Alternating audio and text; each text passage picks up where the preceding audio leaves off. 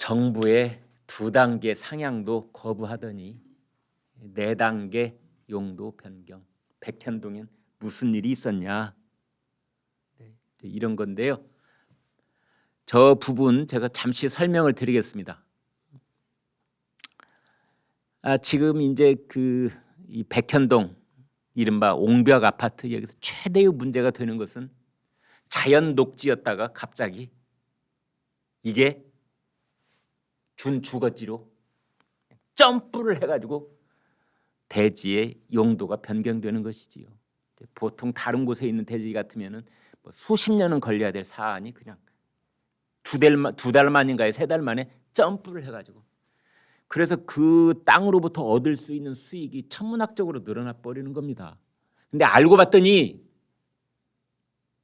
한국식품연구원, 여기는 정부기관입니다. 한국식품연구원에서는 4단계를 올려달라고 처음에 요구했던 것이 아니라 한국식품연구원에서도 다 그 사람들도 뭐 어이없는 일을 부탁하겠습니까? 다 좀 상식적인 선에서 부탁을 하죠. 2단계만 좀 상향해달라. 2단계만 상향해달라고 그러는데 알고 봤더니 4단계나 상향을 해줬다는 거 아닙니까?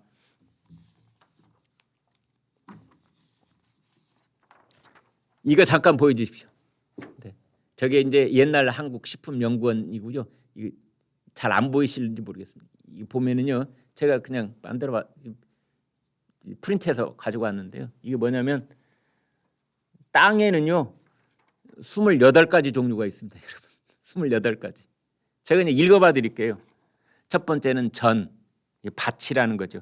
2번째가 답, 논. 3번째가 과수원, 4번째가 목장용지, 5번째가 임야, 6번째가 광천지, 7번째가 염전, 그리고 8번째에 와서 비로소 대지, 집터. 그 다음에 뭐 공장용지, 학교용지, 주유소용지, 창고용지, 주차장, 도로, 철도용지, 하천, 제방, 국어, 유지, 양어장, 수도용지, 공원, 체육용지, 유원지, 종구용지, 사적지, 묘지, 잡종지까지 28가지나 있습니다. 나머지 27가지는 다 떼내버리고 이번에는 대지만 보겠습니다. 대지. 잘 안 보이시죠? 제가 말씀을 드릴게요. 주거지역에는요 6가지가 있습니다. 주거지역에는 전용 주거지역 제1종, 제2종, 그 다음이 일반 주거지역 제1종, 2종, 3종, 여기까지 5가지지요. 그보다 더 좋은 것이 준주거지역입니다. 한국식품연구원에서는 일반 주거지역 제2종으로 해주세요 라고 했었습니다. 일반 주거지역 제2종으로 해주세요. 이것은 용적률이 250%. 준주거지역은 용적률이, 여러분 놀라지 마십시오, 500%. 용적률이 딱 2배 곱절로 뛰는 겁니다. 수익, 기대 수익도 곱절로 늘어나는 것이지요. 백현동 옹벽 아파트에서는 그런 일이 있었던 겁니다. 세상에나 만상에나. 거기에는 이제 이런 일이 그렇게 일사천리로 이루어지는 데는 누가 있었을까?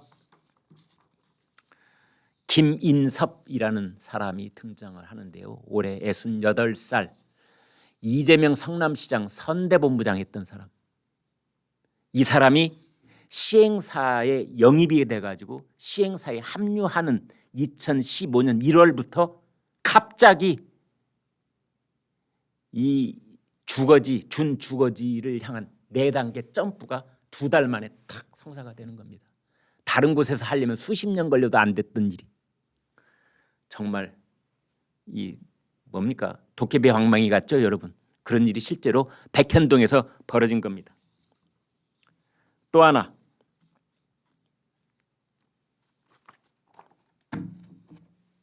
오늘 조선일보 일면 톱입니다, 여러분. 일면 톱. 이재명에게 대장동 공모 지침서 직접 보고했다. 네, 조선일보가 월요일자 일면 톱에 쓸 만큼 중대한 기사입니다, 여러분. 왜냐하면 지난주에 국감장에서 이재명 경기지사는 이재명 후보는 자기는 전혀 관여를 안 하고 잘 모르는 일처럼 했었는데 여기에서 중요한 서류가 두 가지가 있는데요, 여러분. 하나는 공모지침서, 하나는 사업협약서. 공모지침서라는 건 내 성남시에서는 성남시 도시개발공사를 주축으로 해서 대장동에 이런 개발 계획을 할 생각이 있으니 여기에 참여하고 싶은 시행사들은 공모를 해주세요. 이게 공모지침서인 겁니다. 여기에 뼈대가 들어가는 것이지요. 그러면 관심은 이 공모지침서에 초과이익 환수에 관한 조항이 있느냐 없느냐 이거 아니겠습니까? 그런데 여기에는 어떻게 되어 있느냐? 초과이익 환수에 관한 건은 바로 사업협약서에다 넣는 걸로 한다. 이렇게 되어 있는 겁니다. 그렇다면은 이제 이재명 성남시장은 이 공모지침서, 난 그때 내가 잘 몰랐어. 나 거기 개입 안 했거든. 그거는 성남도시개발공사가 한 일이야. 성남도시개발공사가 이랬는데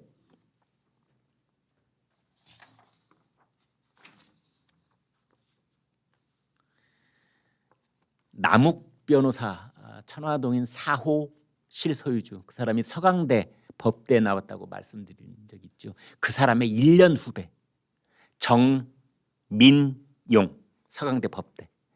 남욱은 48살, 정민용은 47살. 이 사람도 변호사입니다. 그런데 남욱 변호사가 정민용 변호사를 성남도계공에다가 갖다 심습니다. 유동규에게 소개시켜 주는 거예요. 그런데 정민용 변호사가 이렇게 진술을 했다는 겁니다.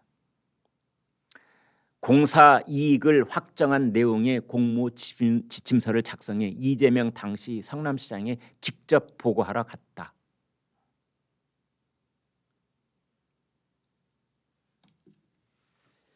자, 이런 보도가 오늘 아침 이제 쏟아져 나오자 정민용 변호사는 아마 그러한 내용을 이제 부인을 하고 있는 것 같은데요. 근데 아무튼 이거는 이제 사실 여부가 어떻게 밝혀지느냐에 따라서 이재명 후보의 배임 혐의와 직결될 수도 있는 새로운 뉴스가 터져 나왔다, 이렇게 보시면 되겠습니다. 김기현 국민의힘 원내대표는 당장 이재명 대선 후보직 사퇴를 요구했습니다.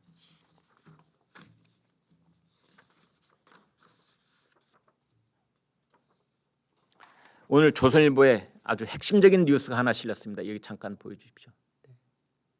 야당은 이재명, 백현동, 대장동 세 가지 거짓말, 허위사실 공표 혐의로 검찰에 고발할 예정이다. 이번 주 중간쯤에 한답니다.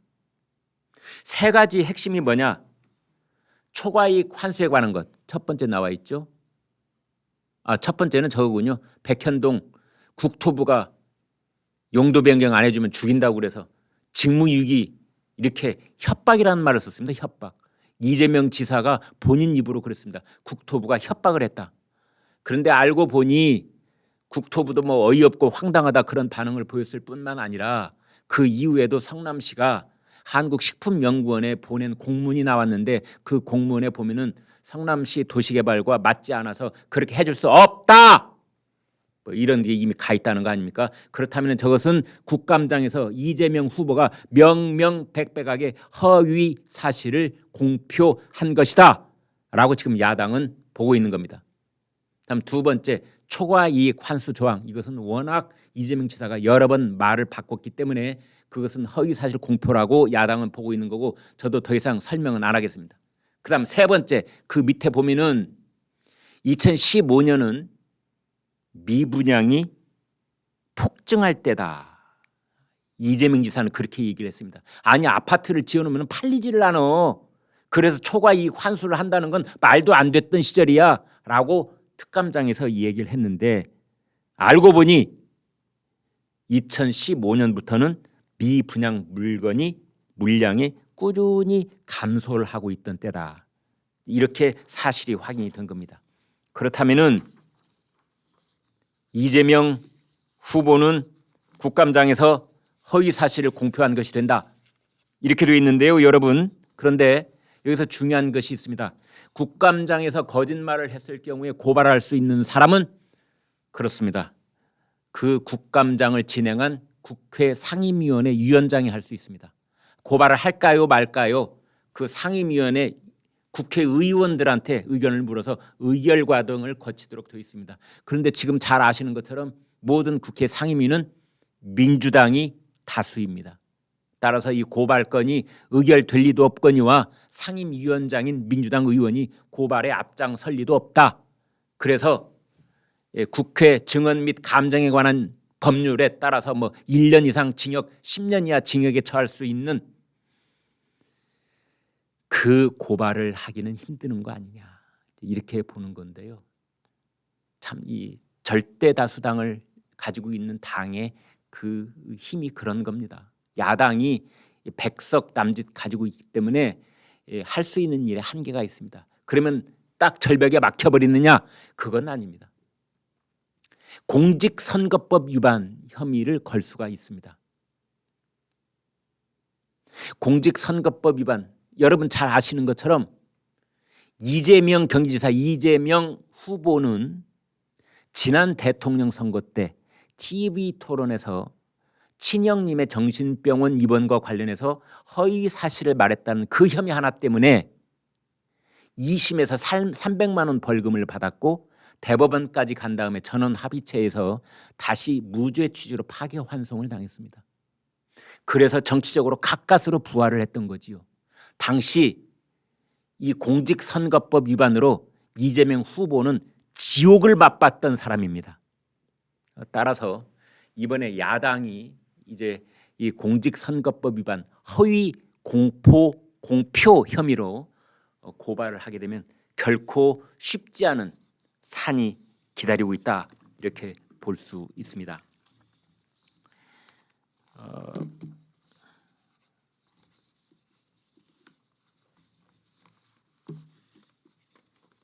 그렇다면은 이재명 지사에게 불리한 기사들만 저렇게 쏟아지고 있느냐? 그렇지 않습니다. 이재명 지사, 이재명 후보에게 유리한 기사도 있습니다. 먼저 경향신문 오늘 톱뉴스 보여드리겠습니다. 이렇게 되어 있습니다.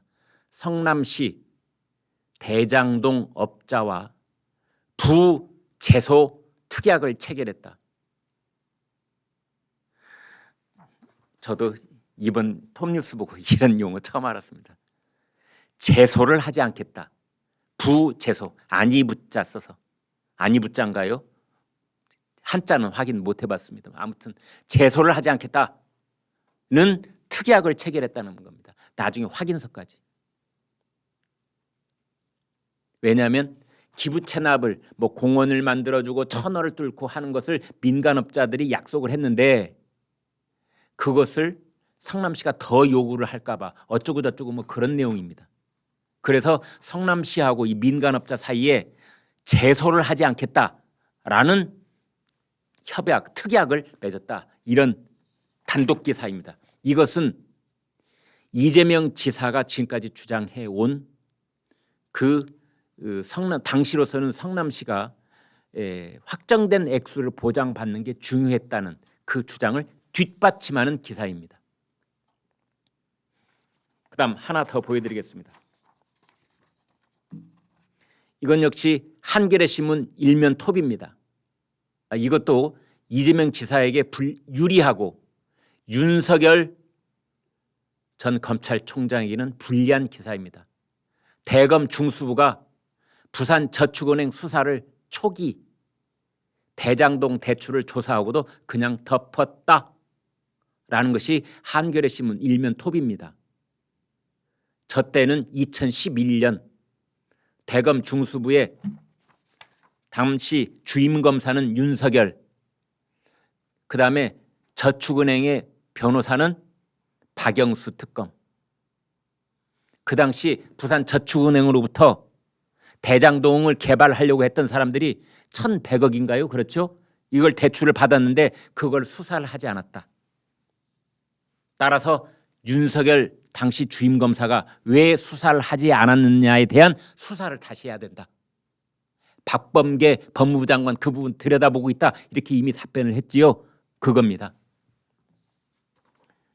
그래서 저희가 11시 김광일 쇼 여러분께 말씀드리면 모두 이재명 후보에게 불리한 기사만 천편일률적으로 쏟아지고 있다 이런 느낌을 가지실까 봐 말씀드립니다. 이재명 지사에게 유리한 보도들도 이렇게 일면 톱으로 나오고 있습니다. 네, 여러분 오늘 방송 어떻게 보셨습니까? 구독, 좋아요, 공유 눌러주셔서 여러분의 마음을 보여주십시오. 여러분의 마음을 보는 순간 저희는 엄청난 힘을 얻습니다. 고맙습니다.